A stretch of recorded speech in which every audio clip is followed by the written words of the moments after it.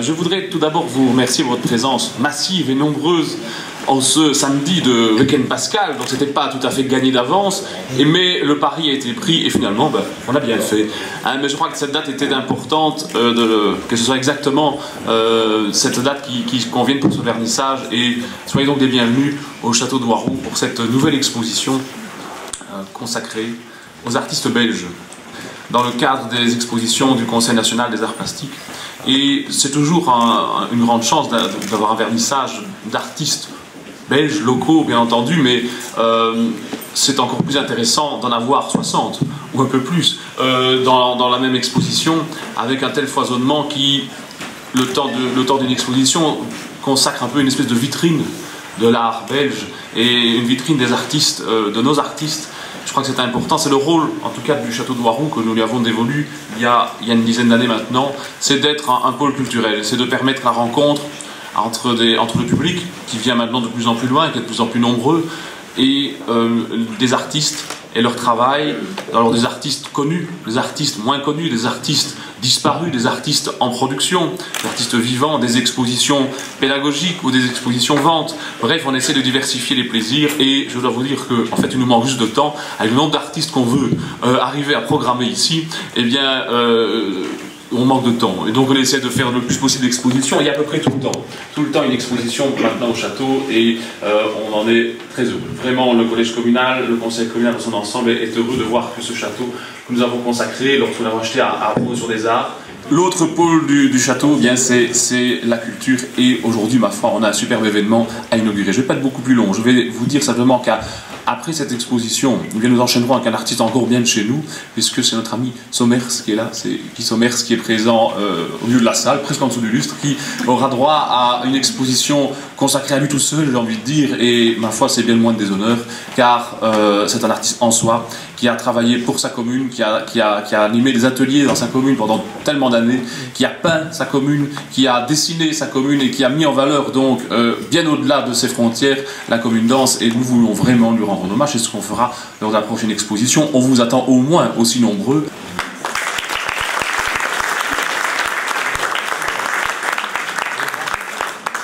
Mesdames et messieurs, chers amis, artistes, c'est pour moi un grand plaisir de vous retrouver et de vous accueillir dans ce château de Waroux à l'occasion de la 3e édition de Traces d'artistes et courants d'art.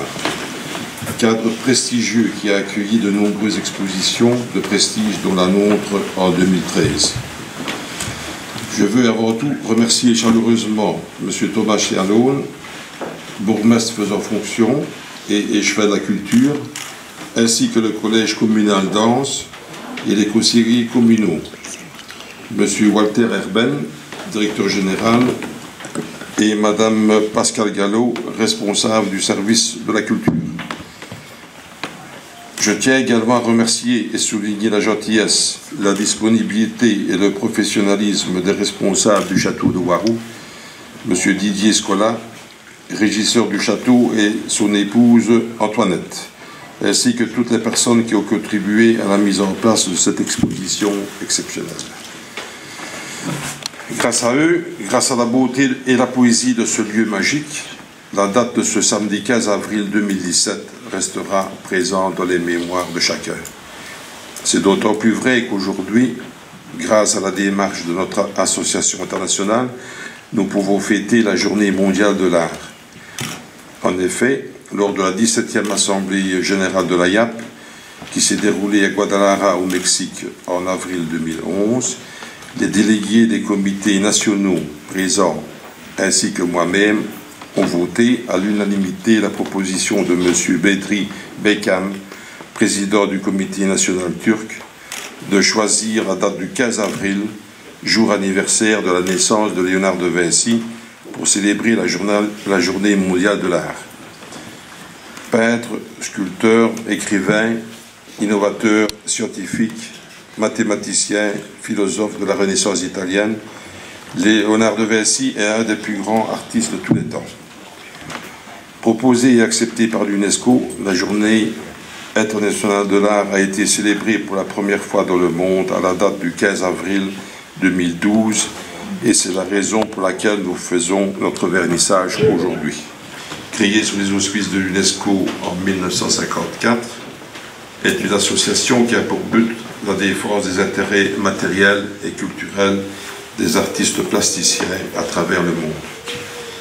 Notre comité national, le CNAP, Conseil national belge des arts plastiques, créé en 1953, a été le premier comité fondateur de l'AIAP. Après notre première édition au château de Ouarou en 2013, la deuxième à la Maison de la Culture de Scarbelli, où nous avons été accueillis par la commune de La Panne en 2015, et qui avait pour thème l'art belge de 1950 à nos jours. Voici la troisième édition de Traces d'artistes et courants d'art. Le commissaire de l'exposition, Lucien Rama, critique d'art international, a pris cette fois-ci comme fil conducteur le mot bizarre. 8 thèmes d'interprétation seront déployés sur les 2 niveaux du château. Artistes reconnus, artistes témoins, vaste panorama de la création contemporaine. Je tiens à vous signaler que cette exposition d'art contemporain qui commence aujourd'hui et qui se terminera le 28 mai prochain servira de cadre à des visites guidées sur simple demande et à 2 conférences, qui aura lieu le mercredi 10 mai. Et la deuxième, Léonard de Vinci, s'est incompris par M. Lucien Rama, critique d'art international, qui aura lieu le vendredi 19 mai. Chers visiteurs, c'est avec un vif plaisir que mes collègues et moi vous accueillerons dans cet espace d'exposition tout au long de ces prochaines semaines. Une opportunité exceptionnelle de se confronter à l'art contemporain, démarche trop souvent ignorée par le circuit artistique officiel et par le grand public. L'ensemble des artistes présents à cette exposition, mais aussi Bernard Mélard, ancien préparateur d'exposition des musées de la ville de Liège, notre ami Jean Comte et tous les membres de notre association qui se sont investis pour cette manifestation. Mesdames et messieurs, au nom de notre association et en mon nom, je tiens à vous remercier très sincèrement pour votre présence et vous souhaite de passer un agréable moment en notre compagnie.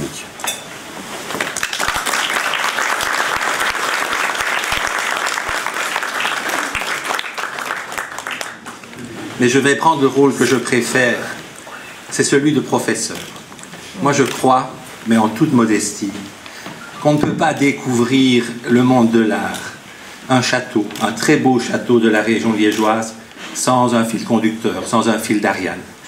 Je vous rassure, à l'entrée de chaque salle, vous trouverez une définition de la beauté, parce qu'il n'y en a pas 1000, il y en a des millions de définitions et d'approches de la beauté. 60 artistes interrogent la beauté. La beauté, ce n'est pas seulement Miss Montre, mais ça peut l'être. Ce n'est pas seulement une très belle Harley Davidson, mais ça peut l'être. Dans la mesure où vous avez une émotion, où cela évoque une partie de votre vie, une enfance, eh bien, nous sommes dans le domaine de la beauté. Et nous sommes dans le domaine du culturel également. C'est-à-dire que chaque artiste qui a été choisi, et je demande pardon à tous ceux que je n'ai pas pu choisir, bien entendu, je lui ai demandé d'être le plus personnel possible, d'entrer dans cette démarche sans a priori. C'est pour ça que dans la première salle que vous allez découvrir, dès que M. Léchevin va couper le cordon, vous allez découvrir une représentation d'une œuvre très connue pour les artistes au XXe siècle, c'est le fameux urinoir de Marcel Duchamp. Que se passe-t-il au XXe siècle? Nous sommes entre 1914 et 1918. L'Europe vit une guerre effroyable, la première guerre industrielle. Et l'artiste pose un acte qui n'est pas un acte de facilité. Il envoie un concours de sculpture aux États-Unis, une fontaine, il aurait pu utiliser un mot plus grossier pour dire « Mais comment peut-on encore se réunir autour de l'art alors que le monde est en train de générer des millions de morts sur les champs de bataille de Verdun ?» Ça, c'est l'acte de Marcel Duchamp en 1917. Et au XXe siècle, la plupart des artistes ont décidé de ne plus représenter la réalité, tant la réalité était difficile. 1940, 1945, les années 50, la peur atomique. Notre XXe siècle a été parsemé de peur et de terreur. Dans la première salle, vous allez découvrir effectivement Marcel Duchamp, et à côté de cette œuvre, vous allez avoir la fontaine de Philippe Ongenat. C'est une fontaine en pierre de Liège, c'est une belle pierre bleue de chez nous. Et c'est une fontaine qui est celle d'Épicure et qui dit « Allez, si on buvait un coup ». C'est-à-dire, non pas quelqu'un qui refuse la réalité, mais de se dire « Allez, c'est le carpe diem ». Voyons dans cette immensité qui n'a pas de sens, le sens possible. Et puis vous avez des œuvres d'artistes mondialement connus. Alechinsky est présent, vous le savez. Vous avez des œuvres de Ria de Hainaut, qui travaille à la manière de Van Eyck. Elle met 6 mois pour faire des pommes et des poires. Ce sont des très grandes toiles de 1,50 m sur 1,20 m. Elle fonctionne toujours avec cette approche qui est la matière noble, c'est-à-dire la peinture que tout le monde aime, c'est-à-dire la belle matière.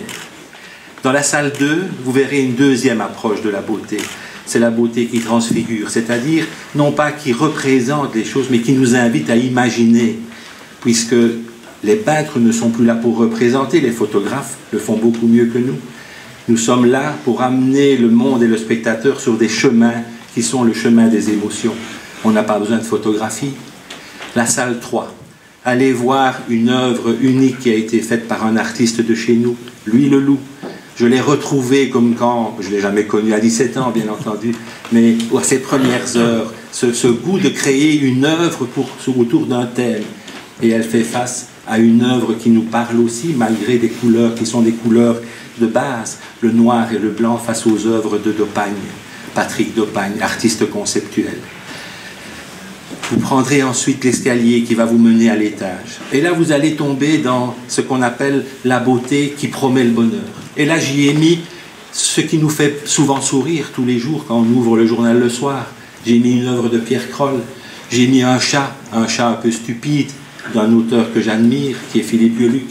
Et puis, la saga qui nous a fait rire en Belgique, la fameuse Delphine Boel, et Albert qui ne veut pas la reconnaître. Vous connaissez la belgitude et tous ces paradoxes. Eh bien, c'est une forme de beauté. On ne juge pas, on n'est pas là pour choisir un artiste plutôt que de l'autre, mais se dire, voilà, la beauté c'est cela aussi la promesse de bonheur, l'humour, le rire. Dans la salle suivante, on est beaucoup plus dans la recherche, c'est-à-dire dans l'interprétation. Ce sont des artistes qui font appel un peu comme les œuvres de Mehmet Aydoudou, qui interrogent son passé, qui interrogent son enfance, qui interrogent un peu notre siècle en disant « Est-ce que notre monde a un sens ?» Ce sont aussi les œuvres de notre président, qui à force d'être président oublie qu'il est parfois artiste. Monsieur Desiderio est un grand sculpteur.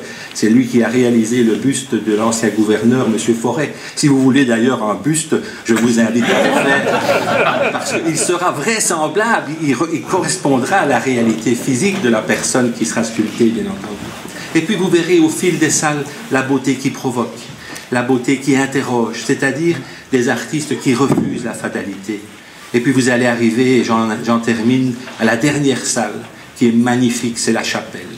Et là, j'ai mis 2 artistes très jeunes. Quand je dis très jeunes, ils sont dans la trentaine. Les œuvres de Stéphane Gerhards, qui est ici présent, où vous avez une personnification de la Vierge avec, effectivement, un visage d'oiseau. Il ne faut pas y voir une œuvre anathème ou une provocation, c'est simplement la mère nature qui domine et qui heureusement revient toujours nous rappeler que nous sommes là pour faire autre chose que de la détruire. Même chose et dans le même esprit avec les œuvres d'Henri Katz dans le couloir qui vous diront mais cette mer qu'on n'arrête pas de polluer et ce cercle polaire et ces ours blancs qui disparaissent, la société Shell qui a déjà pris possession de l'Arctique et de l'Antarctique, mais où va-t-on? Ce sont effectivement les questions que pose l'artiste Henri Katz dans le couloir. Et dans la chapelle, les œuvres d'un jeune artiste d'aujourd'hui, un artiste conceptuel, Samuel D'Ippolito, qui reprend le fameux geste du Snapchat, c'est-à-dire tous nos jeunes qui se baladent dans la rue en faisant ce geste, qui est un geste mystique. Allez voir les annonciations, elles sont toutes de cette façon. La représentation de la déification, aujourd'hui c'est l'électronique qui remplace le Seigneur Jésus. Eh bien, il y a effectivement dans les œuvres de Samuel D'Ippolito cette métaphore qui est toujours basée sur l'ironie, mais une ironie qui ne peut pas être blessante. Dernière œuvre emblématique, c'est cette fameuse croix renversée de Yves Saint-Laurent, qui nous promet le bonheur, qui nous promet la beauté, les plus beaux seins du monde, les jambes les plus longues possibles, les peaux les plus belles, les moins tendues possibles, qui nous ment tout simplement. C'est la beauté qui est aussi la recherche de la vérité.